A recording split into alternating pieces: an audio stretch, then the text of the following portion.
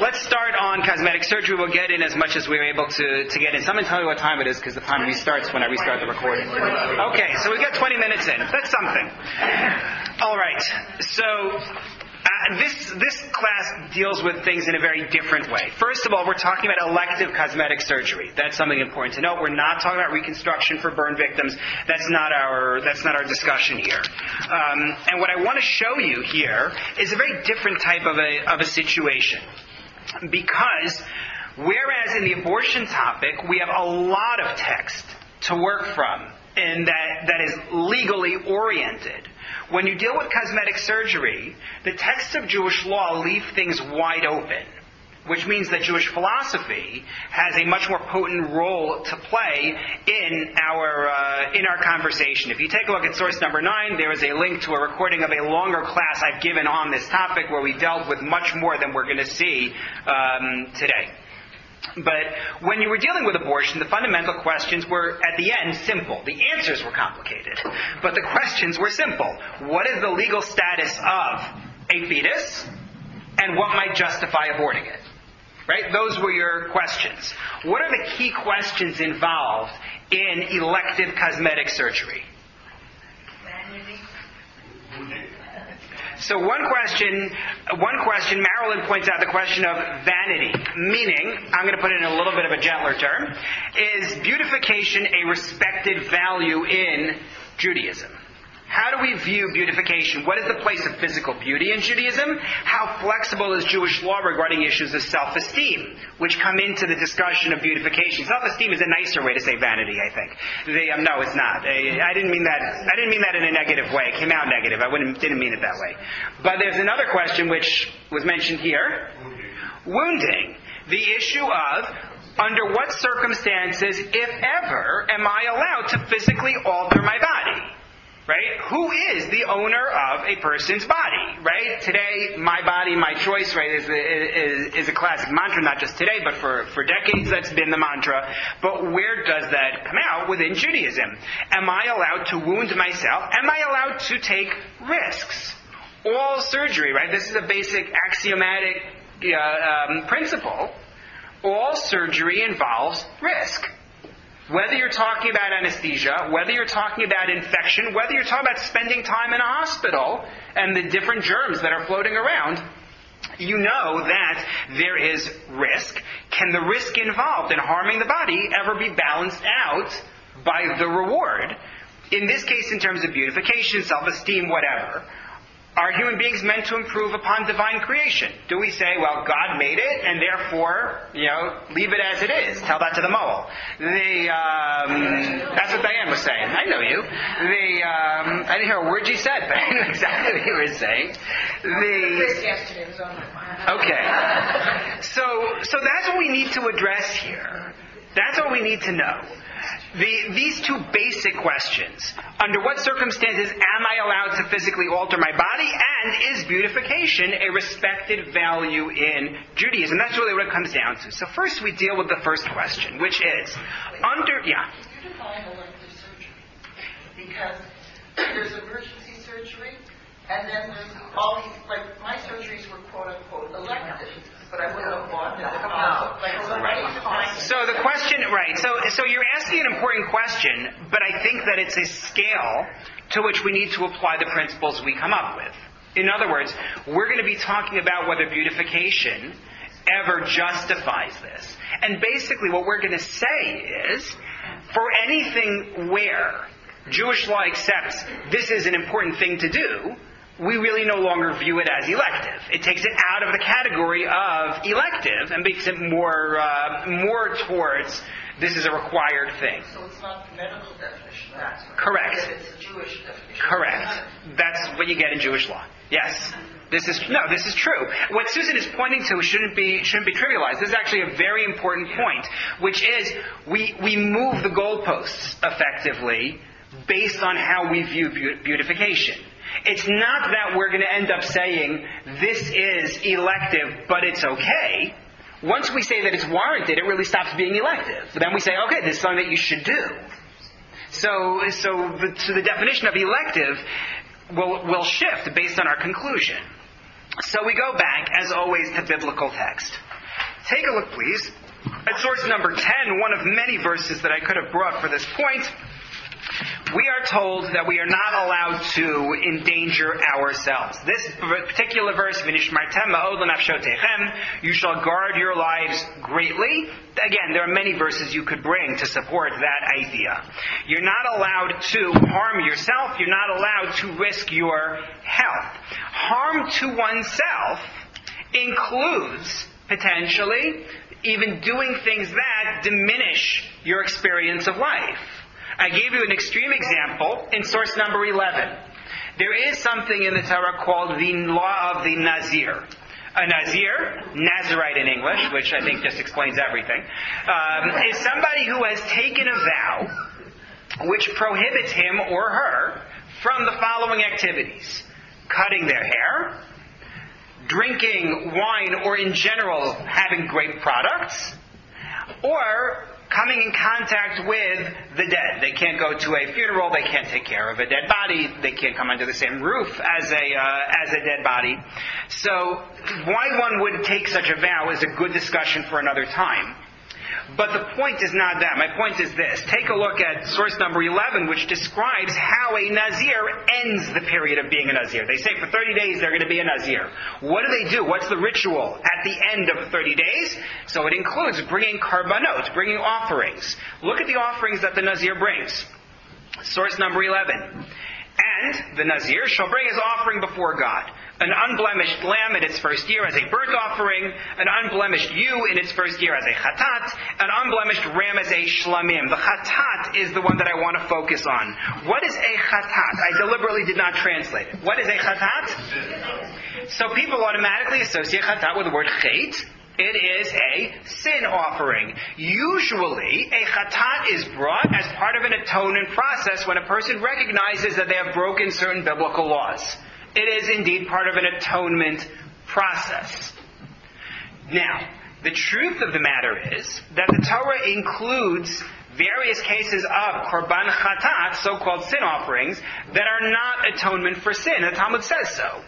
But because the rituals that are done with this offering are the same as the rituals that are done for a sin offering, they're all lumped together based on the rituals. This korban, this offering, is brought with the rules that we associate with a chatat. So, for example, a woman who gives birth brings a korban after birth, and it is called chatat, even though the Talmud says explicitly she's done nothing wrong. This is not about a sin. Nonetheless, the rules for this korban are the same as the rules for a chatat, in the sense that the Kohen eats this part, the owner of it has that. All the different rules for it are the same. And the most common version of it is the chatat for a sin, but in of itself is not associated with sin. Just before I take questions on it. My point in bringing this is the Nazir has to bring a chatat. So one way to look at it is the way I just said, which is the Nazir didn't do anything wrong, took a vow, honored the vow, is done with the vow, and now this is the korban they bring. It happens to be like a korban chatat. But there's another school of thought, Talmudically, which says, no. He did sin. The sin of the Nazir is in swearing off wine. Because God has prohibited enough things for you. God has prohibited enough things for you. It's not for you to start adding prohibitions. If God said to you, this is permitted, it's not for you to take vows and say, I'm not gonna have any. It may be it's not good for your health, in which case it is prohibited. An alcoholic is not allowed to drink wine. But in the case where it is a healthy thing, and a person just says, I'm taking a vow, so there's an element of transgression involved because he caused himself that pain, and that's why he brings the korban. So that view argues that no, you're not allowed to do things that harm yourself. You're not even allowed to do things that diminish your pleasure in life. That's one view. Diane, you were going to say? I'll ask it later. Okay. On the other hand, we have plenty of sources in Jewish law that indicate you are allowed to risk harm in order to gain a particular benefit. Take a look at source number 12. Discusses the case in which one person has harmed somebody else. And it asks, so what kind of payment do you have to make to your victim? And among the payments are, he shall give payment for his rest, meaning time lost from work, and he shall heal him. You have to pay medical bills. This is one of the basic sources in the Torah for the fact that there is a position of doctor, that medical treatment is recognized. We're going to talk about this more next week when we talk about healthcare costs and the issue of paying the doctor. But the point here, and the reason why I bring this here, is that the Torah is saying you should engage in medical treatment. But all medical treatment involves a risk. There's always a risk with medication. They always give you a box full of side effects. It's not only because of the lawyers. There really are side effects. And it could be it only affects 1 in a million people. But if 100 million people take this medication, that means 100 people are going to get hurt. You deal with large numbers, right? Look at all the studies that come out and the rates of harm. You recognize there's always risk that's going to be involved, and yet it is accepted. Another example of it, source number 13. This is the law in the Torah that states that if you have an employee, you are responsible to pay the employee on time. And on time, in the biblical sense of it, means if he's being paid by the day for his work, then you pay him same day. None of this term plus 30, as far as the Torah is concerned. Source number 13. Pay him that day. The sun shall not set before you pay him. For he is a pauper, and he puts his life on the line for this. Ve'elav hu nosei et nafsho is the biblical text. Lest he call out to God regarding you, and it will be your sin if you don't pay him. The Torah takes it very seriously. But my point in bringing this is not to underscore the importance of paying somebody for their work. My point is the line that it gave here about why he puts his life on the line. The Talmud comments on this, and it states, in expanding on this person may have taken a job working in a tree. Right? He climbs the tree. He may have taken a construction job. He climbs the wall to do work. Right? He climbs whatever scaffolds you have. He puts his life on the line. But that raises a question. I thought you told me in source number 10, you shall guard your lives greatly. You're not allowed to hurt yourself. You're not allowed to risk your life. So on what basis is it that somebody is allowed to endanger himself to pursue a salary? Right? There are certain careers that are very dangerous careers, that are known to be more dangerous. Clergy is an example of that. You laugh. There are careers that are indeed dangerous. What's the justification for going onto a construction site? Right? Where there really is such a level of risk. What's the justification for it? And the answer, as Marilyn says, is because the family is starving. That's exactly right. But that introduces for us the idea that risk may be justified for a particular gain. Go back to the Nazir, right? The Nazir also has a particular gain. The Talmud understands that a person might take a vow of becoming a Nazir if they see that they're out of control. They say, you know what? I need to rein myself in. I'm going to avoid certain activities, grooming in terms of the hair, the wine, and even the contact with the dead. By abstaining from that, it limits your social contact. You have to be very careful about making yourself impure. You come in contact with somebody, you don't know where they've been. That can communicate impurity to you. The inability to attend a funeral. The idea is that this person says, you know what, there is a benefit I need, and it's going to justify swearing off wine for 30 days. So sometimes you are justified in entering into risk for a particular benefit. Let's apply that now to the cosmetic surgery case, the elective cosmetic surgery case. On the one hand, we say there are risks, and you hear the horror stories on the news, right? From people either who did it without proper certification, proper supervision, the Botox problems that happen from time to time.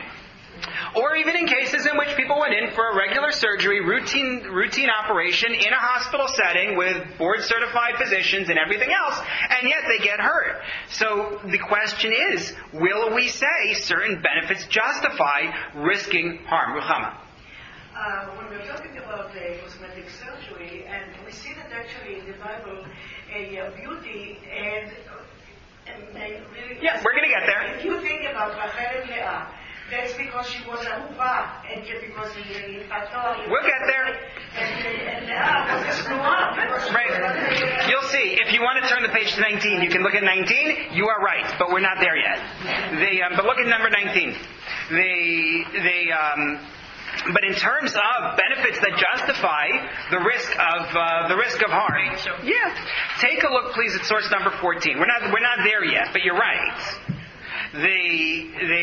But take a look at number 14. Rabbi J. David Bleich, in his book Contemporary Halachic Problems, has an essay on cosmetic surgery, and he notes the following. I think this is from that essay.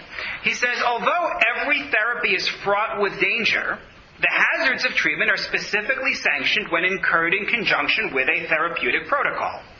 Accordingly, the practice of the healing arts may be permitted, even if designed simply for the alleviation of pain. He's talking here about medical care in general, and he says, we justify undergoing surgery for the sake of alleviating pain. So what about the person who feels emotional pain and seeks to remedy it through cosmetic surgery? Now, you can make the argument that it's not always justified. It's not always indicated. Right? There should be some kind of look at the psychology of the case before you rush into surgery as a solution to the problem. Understood and accepted. Nonetheless, what he's opening the door for with his statement here in number 14 is indeed that there may be justification for a potential benefit. It doesn't justify entering every level of risk. It doesn't justify risking every level of harm. Some surgeries are more dangerous than others. The potential downsides for some things are greater than for others.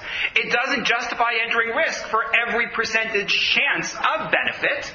Right? What if there's a small chance this will help you? Then what? It doesn't justify every minimal benefit. It may help you, but it's going to help you in a tiny way. So each case is going to require evaluation. You have to look at precedent. You have to look at the different factors that are involved. But what we've seen in this first part is that you can make the argument, you may make the argument in Jewish law, that harming oneself for a benefit is permitted, and therefore one will be allowed to enter into surgery assuming the benefit justifies it. That leaves us with the second part of this. Look at your watch. That leaves us with the second part of this, which is beautification a respected value in Judaism? Which has the question of, is it appropriate to pursue beauty? Ruchama points out that biblically we have texts that praise beauty. True. But also the question of, is there anything wrong with correcting God's work, so to speak? So that's the one I want to handle first. Take a look at source number 15, please. We're going to do this very quickly. Source number 15. Biblical verse, the commissioning of humanity. God blessed them, and God said to them in Genesis chapter 1, bear fruit, multiply, fill the land and conquer it, and reign over the fish of the sea, the birds of the heavens, and all the beasts that roam the earth. God says this is in your care, and you are expected to conquer the world. You can make the argument that had Adam and Eve, taken this mandate at the beginning, they wouldn't have eaten from the fruit. Because they would have filled the earth. They would have been outside the garden. God said, leave the garden. You stayed inside. What happens when the kids stay inside? Right? You know, they get into trouble. Maybe when they go out also. But the idea is you're supposed to fill the earth. Take a look at source number 16. The Maharal of Prague makes the following statement. Just as nature operates at divine decree, and nature functioned during the 6 days of creation as is appropriate for nature, the same applies to the actions of a person, with his brain which is above nature and with his deeds which are not of nature. In other words, what he's trying to say, and I brought you maybe too small an excerpt, but what he's saying is, God gave us the abilities that we have. If we have the ability to alter the natural world, it's part of what God gave us, and it's within our mandate. Not against the commandments and prohibitions that were given. So, for example, I have a biblical prohibition against grafting species in certain ways, interbreeding species in certain ways. He'll still recognize that's a prohibition. But if the Torah doesn't say no, then it's part of the abilities I have been given to use. And to put a more positive spin, that's sort of the negative, saying there's no prohibition. But the last source I want to show you is a source that even says that this sort of creativity is an imperative. Take a look at source number 17, Rabbi Yosef Dov Soloveitchik, in his work Halachic Man. He says, the scriptural portion of the creation narrative is a legal portion. When you read the story of creation, take it as a legal imperative, in which are to be found basic, everlasting halachic principles. Meaning the way he reads the opening of Breshit, the opening of Genesis, is not just a story of how the world came to be. It's an instruction. If the Torah then chose to relate to man the tale of creation, we may clearly derive one law from this manner of procedure, that man is obligated to engage in creation and the renewal of the cosmos. Meaning the Torah talks about human beings emulating God. It depicts God as being creative. The imperative is for us to be creative as well. Not only, as Maharal said in the previous source, is it not prohibited, but it's actually positive. We are supposed to improve on. God left us room to improve on the world. That's guarding the garden, correct.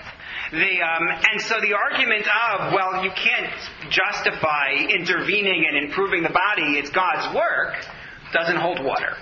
We are given the ability, other than in cases where it is prohibited, and therefore that's not a concern. But the last bit, which we will have to see next week at the start, is whether beautification is an appropriate pursuit. And what about where there is risk? How do we view the pursuit of beauty?